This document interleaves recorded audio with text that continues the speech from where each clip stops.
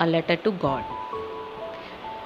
They say faith can move mountains, but what should we put our faith in?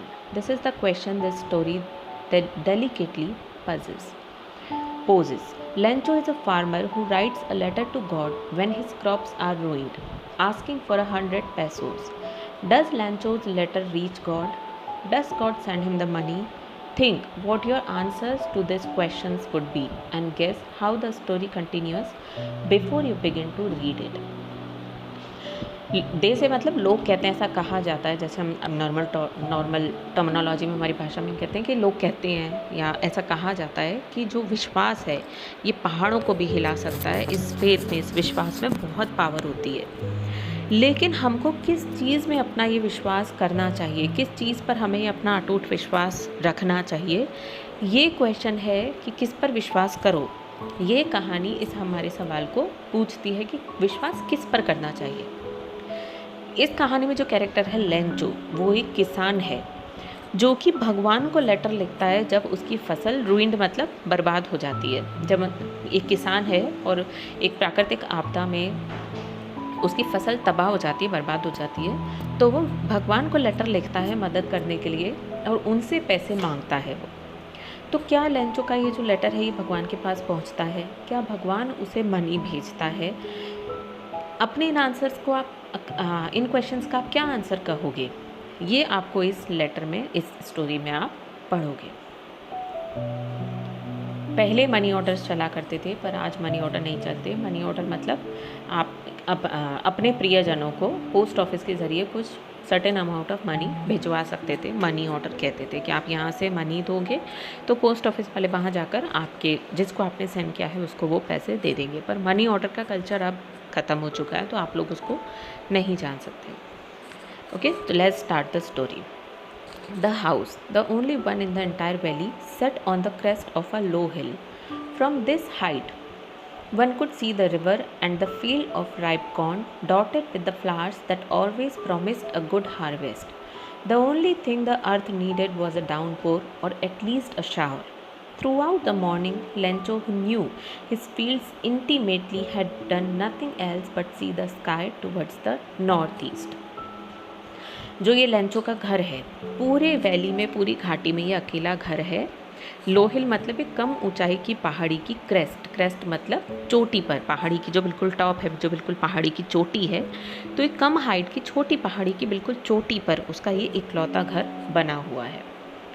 इस ऊंचाई से, जहाँ पर उसका घर है पहाड़ के ऊपर, तो इस ऊंचाई से आसपास की नदी, जो कॉर्न की जो पूरी फसल है जिसमें फूल उग रहे हैं, जिन फूलों को देखकर पता चलता है कि बहुत अच्छी फसल होने वाली है, तो पूरा फूलों से भरा हुआ खेत, नदी, ये सब वहाँ पर दिखाई देती थी उसको अपने उस घर की ऊंचाई से।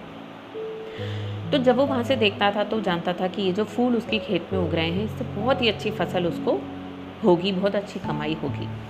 लेकिन इस वक्त जो धरती को सिर्फ एकमात्र चीज़ चाहिए थी वो थी एक डाउनपोर मतलब बारिश, या शावर मतलब रिमझिम, एक फुहार। थोड़ी सी बारिश की उस धरती को ज़रूरत थी और पूरी वो बहुत ही अच्छी फसल उस धरती पर हो जाती।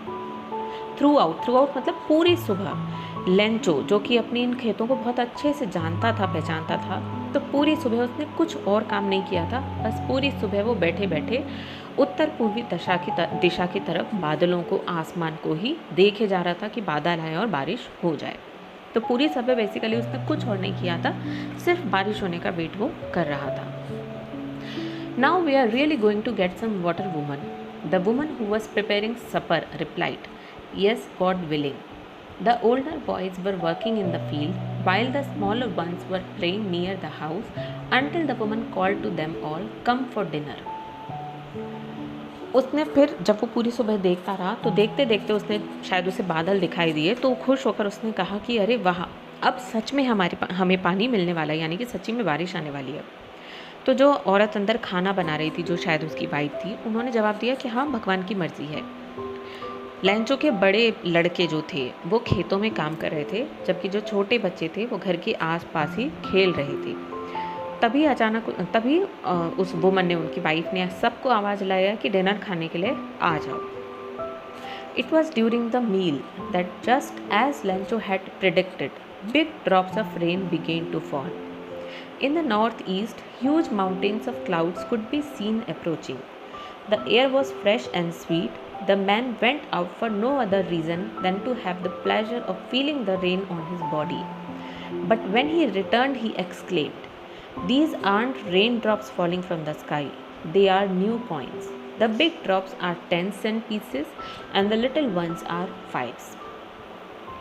तो उस वुमन ने सबको आवाज़ लगाई कि खाना खाने के लिए आ जाओ। और उस खाना खाने के दौरान ही बिल्कुल जैसा लेंचो ने प्रिडिक्ट किया था, मतलब जब वो खाना खा रहे थे तो उस खाने के दौरान ही प्रिडिक्ट करना मतलब अनुमान लगाना, भविष्यवाणी करना। तो जैसा कि लेंचो ने अनुमान लगाया था, बड़ी बड़ी बूंदें आसमान से गिरना शुरू हो गई। और नॉर्थ ईस्ट से मतलब उत्तरी पूर्वी दिशा से बादलों के बड़े बड़े पहाड़ जैसे बादल, मतलब बहुत घने घने बादल आते हुए दिखाई दे रहे थे। पूरे आसमान में बादल बादल छा गए, ठंडी फ्रेश ताज़ी हवा बहने लगी।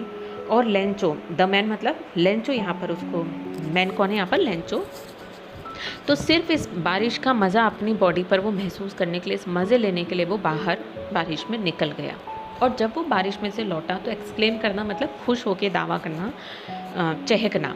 चहकते हुए इतने खुशी खुशी उसने कहा कि ये आसमान से बारिश की बूंदें नहीं गिर रही हैं, बल्कि वो पैसा बरस रहा है, सिक्के बरस रहे हैं। जो ये बड़ी बड़ी बूंदें हैं वो 10 सेंट के पीसेस हैं, और जो छोटी छोटी बूंदें हैं वो 5 सेंट के पीसेस हैं। जैसे हमारी जो मुद्रा है, तो मतलब उस तरह से कहा कि जो छोटे बूंदें हैं वो 5 रुपये के सिक्के हैं, जो बड़े बूंदें हैं वो 10 रुपये के सिक्के हैं। तो ये बारिश की बूंदें नहीं हैं, बल्कि आसमान से पैसा बरस रहा है। With a satisfied expression, he regarded the field to ripe corn with his flowers draped in a curtain of rain. But suddenly, a strong wind began to blow, and along with the rain, very large hailstones began to fall. These truly did resemble new silver coins. The boys, exposing themselves to the rain, ran out to collect the frozen pearls. Satisfied expression मतलब अपने चेहरे पर वो एकदम संतुष्टि का भाव लेकर, एकदम संतुष्ट होकर उसने अपने खेत को नमन किया। फूलों से भरी हुई जो उसकी फसल थी उसको उसने नमन किया, जो कि ड्रैप मतलब लिपट जाना या ढक जाना। बारिश की पर्दे से लिपट चुकी थी, मतलब पूरे खेत पे बारिश जो फैल चुकी थी, तो ऐसा लग रहा था कि पूरे चादर बिछा दी हो खेत ने, पानी ने खेत पर। तो बहुत ही संतुष्ट होकर उसने अपने खेत को नमन किया। लेकिन अचानक ही बहुत तेज़ हवा बहनी शुरू हो गई, और इस तेज़ हवा और इस बारिश के साथ साथ बड़े बड़े ओले गिरने शुरू हो गए। हेल स्टोन्स मीन्स जो बर्फ ओले होते हैं। और ये जो ओले थे ये वाकई नए सिक्कों की जैसी ही शक्ल उनकी, मतलब दिखने, वो तो कह रहा था कि पानी बरस रहा है, पानी को उसने कहा था कि पैसा रूपी पानी बरस रहा है, सिक्का रूपी। लेकिन ये जो हेल स्टोन थे ये तो वाकई में सिक्के जैसे ही दिखाई दे रहे थे, और बहुत ही बड़े बड़े ओले गिरने शुरू हो गए। तो जो बच्चे, जितने भी लड़के थे, वो सारे बारिश में भीगते हुए इन फ्रोज़न पर्ल्स, फ्रोज़न मतलब जमे हुए, पर्ल्स मतलब मोती, क्योंकि जब ओले गिरते हैं तो आप देखो वाइट वाइट चमकदार सुंदर से मोती जैसे ही दिखते हैं। तो बारिश में भीगते हुए वो लोग इन जमे हुए मोतियों को कलेक्ट करने के लिए भाग गए। इसके आगे क्या होता है, इस बारिश से क्या नतीजा उसके खेतों में होता है, ये हम अब अपने नेक्स्ट वीडियो में पढ़ेंगे। आप इस वीडियो को पढ़ लीजिए, अपने बुक में पढ़ लीजिए, इंपॉर्टेंट वर्ड्स, डिफ़िकल्ट वर्ड्स को मार्क कर लीजिए। Thank you.